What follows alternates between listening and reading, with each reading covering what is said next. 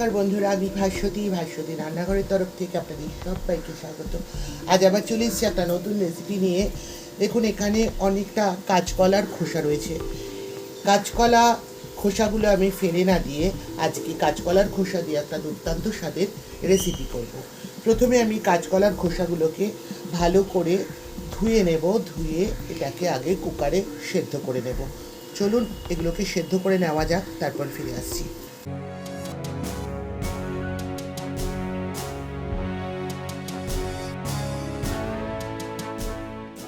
কাঁচকলার খোসাটা একটা কুকারের মধ্যে নিয়ে নিয়েছি। সামান্য হলুদ আর লবণ দিয়ে এটাকে সেদ্ধ করে নেব।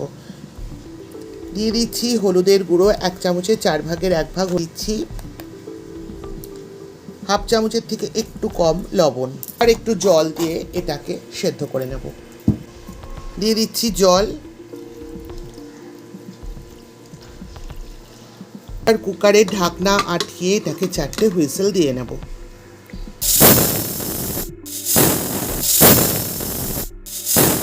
বন্ধুরা, 4টে হুইসেল হয়ে গেছে। এবার আমি গ্যাসটা অফ করে দিলাম। কুকারটা ঠান্ডা হোক, সবটা সিটি বেরিয়ে যাক, তারপরে আমি ফিরে আসছি।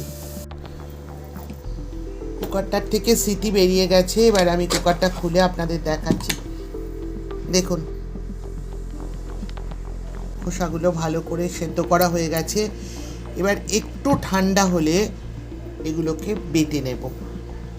স্ট্রেনারের মধ্যে সব খোসাগুলো নিয়ে নিয়েছি, জলটাও ঝরিয়ে নিয়েছি।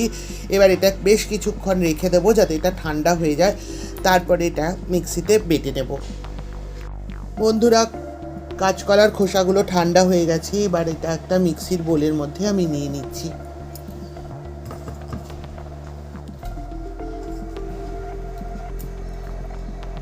দিয়ে দিচ্ছি এর মধ্যে বেশ কয়েক কুচি রসুন।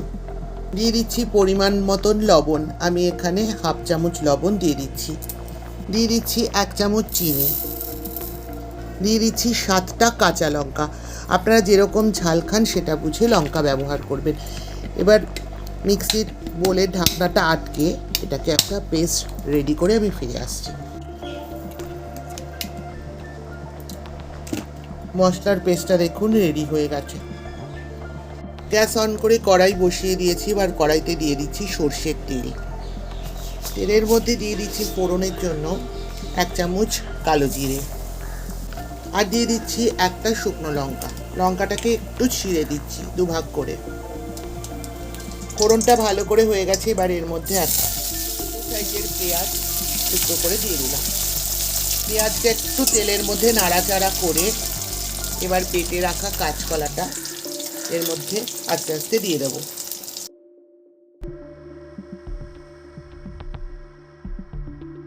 সবটা কাঁচকলার খোসাই দেওয়া হয়ে গেছে।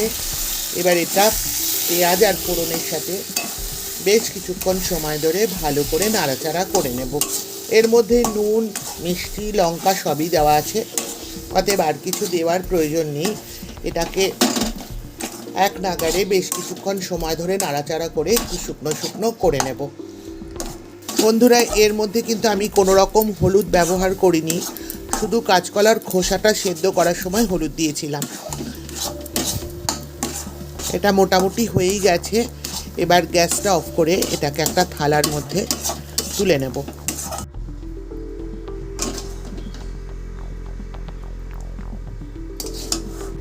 বন্ধুরা, রেডি হয়ে গেল আমার কাঁচকলার খোসা বাটা। এটা গরম গরম ভাতের সাথে খেতে দুর্দান্ত লাগে। সবশেষে আমি এটার ওপর দিয়ে দেবো একটু কাঁচা সর্ষের তেল। বন্ধুরা, রেডি হয়ে গেল আমার কাঁচকলার খোসা বাটা। দেখতেই পাচ্ছেন ওপর থেকে একটু কাঁচা সর্ষের তেল ছড়িয়ে দিয়েছি। এটা গরম গরম ভাতের সাথে খেতে দুর্দান্ত লাগে। এতটাই ভালো লাগে যে কোনো কথা হবে না। শুধু একমাত্র এই পদটা দিয়ে 1 থালা ভাত খাওয়া হয়ে যাবে। আপনারাও এইভাবে বাড়িতে কাঁচকলার খোসা ফেলে না দিয়ে এইভাবে বাটা করবেন। কথা দিচ্ছি দুর্দান্ত লাগবে। আমার এই রেসিপিটি যদি ভালো লাগে তবে অবশ্যই লাইক করবেন, শেয়ার করবেন। আমার চ্যানেলটিকে সাবস্ক্রাইব করে পাশে থাকা বেল আইকনটিও ক্লিক করবার অনুরোধ রইল। ভালো থাকবেন, সুস্থ থাকবেন। আজ আসি, আবার দেখা হবে এরকমই কোনো রেসিপি নিয়ে আপনাদের সঙ্গে। ততক্ষণের জন্য টাটা।